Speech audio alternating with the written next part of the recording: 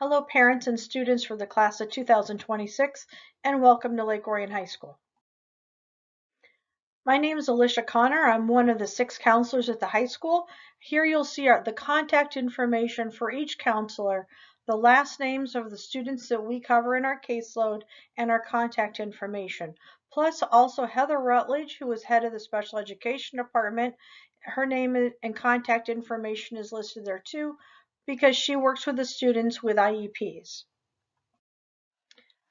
When the counselors spoke to all of our 8th graders, we gave out curriculum handbooks for them to be able to have information at their hands about the graduation requirements and the many opportunities at Lake Orion.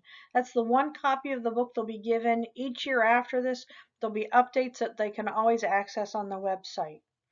On page 4 of that curriculum handbook, you'll see the graduation requirements where for over the 4 years, the 4.5 credits of English they need, their mathematics courses that they need, their social studies, and their science.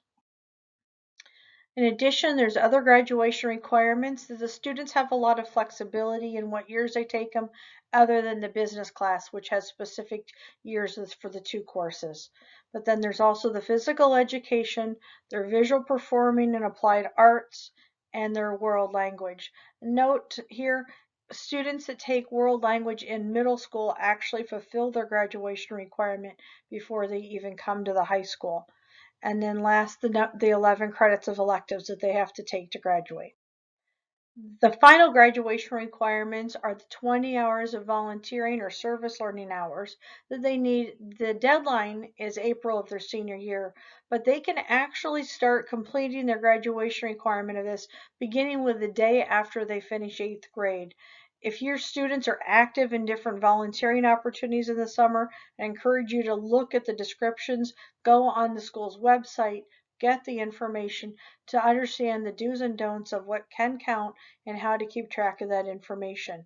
And then in their junior year, they'll be taking the mandatory Michigan Merit exams, and in their senior year, they'll be having an interview. When you get an opportunity to go through the curriculum handbook, you'll see that in each of the core areas there are flow charts telling the graduation requirements for those areas. Within English, you'll see the different English courses that are options to take for each of the 4 years, that there are both regular and honors courses for 9th and 10th grade, and regular and AP courses for 11th and 12th. AP courses are college level curriculum where the students can pay to take a test at the end of the course, and depending upon their score, may get college credit for taking that class in high school and getting a high score on the test. While they're in high school, the other side of the benefit is that they are considered weighted courses, so they weight heavier towards their GPA. For example, if they get a B in the course, and it would say B on the transcript, but the computer calculates it as if it's an A. So you can get the benefit of the GPA in high school. You can also get the potential for the benefit of earning college credits before actually going to college. And the other thing is to talk about is then there's the speaking and listening requirement. There's 22 courses at the high school that fulfill that, so there's many opportunities depending upon the student's interest, which they would select. In mathematics, there's many options depending upon the student's math abilities. We have the honors and AP courses, we have the regular mathematics, and we have classes for students that need a little bit more support. But no matter which level the students are doing, they have to cover the curriculum for Algebra 1, Algebra 2, Geometry, and Algebra 3. And in their senior year, they must take what's considered a senior math-related course. But that's for more to come later. Thing to know, in addition to how I mentioned earlier, the world language students that took world language in middle school earn high school credit. In middle school, if students took Algebra 1 or even passed Algebra 1 in middle school, they are also earning high school credit for those courses too. The flow chart in the science department shows it's very cut and dry. All students have to take physical science, biology, and earth science to graduate, but they do have many opportunities of electives to go above and beyond. In the social studies department, each year the students can pick between regular and AP level courses. We've even added an honors world history for a freshman option. So each year, depending upon the student's interest between history, government, and economics, they can find which level they would like to select to fulfill that graduation requirement. In world language, there's three ways to fulfill the requirement. The first choice, which is the most common, is to take 2 credits of the same foreign language, taking Spanish 1 and then taking Spanish 2, or French or German the same way. We encourage students that are college focused to go with this choice because it leaves their options open for acceptance to college. In Michigan, Grand Valley, U of M, and MSU require 2 credits of the foreign language to be able to be accepted. But there are other colleges that by going above and beyond in the world language can actually fulfill requirements at that college for world language. So to leave your options open, it's the best way to go. But say they don't love world language, what's the next choices? Option 2, you take level 1 of a course, say German 1, and then fulfill a career tech program like going to the technical school and doing culinary or construction in their junior year at OTech. The third choice is to take level 1 of a course and then taking an additional 1 credit of visual performing or applied arts. They may take choir, they may do yearbook, they may take marketing. There's so many choices for them. After going through those required courses, now it's opportunity for your students to look at the electives and get more information about things that they may be interested in taking.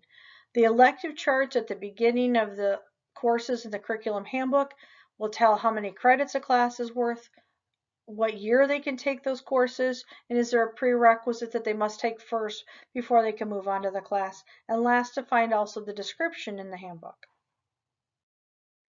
If you think your student's going to be playing a sport in college, I'd suggest you then also look at the NCAA pages of the handbook, but more importantly, check out NCAA's website for the most up-to-date information about eligibility.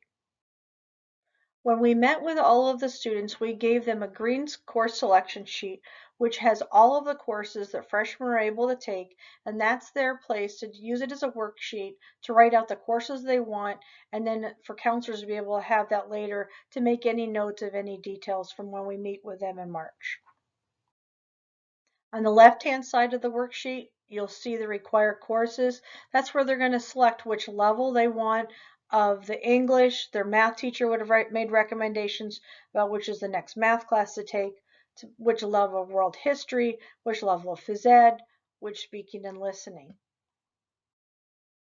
The rest of that page lists all the electives freshmen can take.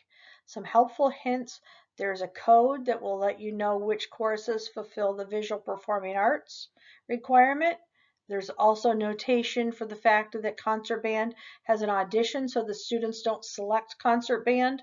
That's something that will get added later if they get accepted. And also there's an application for Leadership 9, and again, the students wouldn't select that course either. That would get added if they get selected after their interview.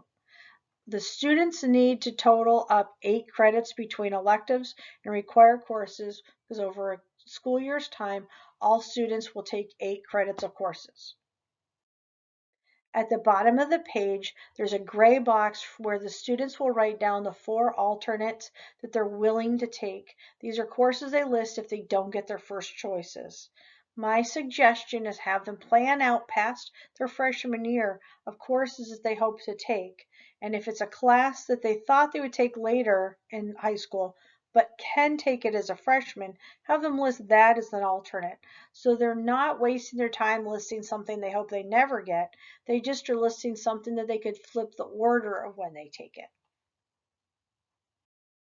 If you're considering Dragon Virtual for next year, here's some helpful information. Lake Orion High School's Dragon Virtual next year will be done through a third-party provider. The students will be working independently on a website. They will have a high school mentor that will meet with them once a week, but they will be doing all their curriculum on their own. If you think this is a good fit for your child, I would encourage you to look at the handbook to see other information we give of what style of learner we think is best for that. And if you move forward with wanting to select Dragon Virtual, on the course selection sheet, there's a question about are you selecting Dragon Virtual? Circle yes. Have your child pick 8 credits from the courses on that scheduling sheet so we have the idea of the types of courses you're interested in, and then your counselor will work with you to be able to pick the correct courses from the website opportunities that they have to offer. When they go on to Xello, which is the website where you're going to pick the classes for next year, it's different. On the Xello for Dragon Virtual students, you're going to go in, you're going to select Dragon Virtual 2022-2023, and then not do anything else. Don't be shocked when an error message pops up and says there's not enough room for that Dragon Virtual. It's because it's trying to get you to pick those other classes. So just stop, don't worry about it. Your child's high school counselor will take over and will resolve all of it after they talk to you and make sure that you've got the right courses for them for next year. I mentioned earlier that Leadership 9 has an application. Students interested in that course will complete an application, have their teachers fill out recommendation forms, and everything submitted to the middle school counselors by February 17th. On the green selection sheet, the students should make a note and say, if I get accepted to leadership, drop parenting, drop broadcasting, some half-credit course that they initially selected but are willing to drop if they get into leadership. After the interviews in March, counselors will find out who's been accepted and we will make corrections to the course requests.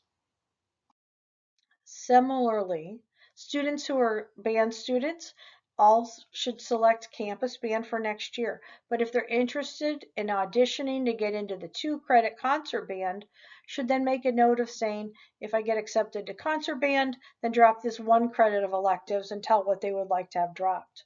All students can take marching band without any audition, so that's something that's an option to sign up automatically for. On the back of the green sheet, you'll see the 9th grade portion of the 4-year plan. This is a worksheet for you to be able to help to plan out with your child which courses they're going to take next year. You'll notice that visual performing arts, speaking and listening, phys ed, and health are listed in the 9th grade year, but these are the courses they have some flexibility on taking. They must take them, they just can move them to a different year to free up space for maybe taking 2 credits of a math classes, maybe 2 credits of science, to fit in some band, to fit in other opportunities. So know that there's flexibility in that area. Once your student fills out their scheduling sheet, they then need to actually enter the course in Xello. I mentioned that website earlier. Helpful way to do it is have your child go onto the high school's webpage. You'll see a green box that says 2022-2023 scheduling materials. And when you click on that, you're going to go to the scheduling page. You'll find this PowerPoint listed. You'll see their scheduling sheet if they've lost it. There'll be application for leadership there. And then there'll also be 2 very important things: helpful hints for being able to enter courses in Xello, and actually the link to Xello. The helpful hint page would be very important for you to look at to save you some time and grief. There's issues that can pop up when you enter courses in Xello. We've anticipated them and we've given you the hints of what to do to work around that so that way you can successfully get their courses entered into the website. All students need to have their courses entered on Xello by February 17th. And what's next after that? In March, counselors will meet one-on-one with our students on Teams to go over their course requests, make any corrections if they've changed their mind about anything, answer their questions about courses, and just finalize their classes to make sure they like what they've selected for next year. In closing, we just want to welcome you and your child to the high school. We know scheduling can be stressful, but we are here to help, to take away the stress, and to be able to clear up any questions. Don't hesitate to contact us. We look forward to seeing them in the fall.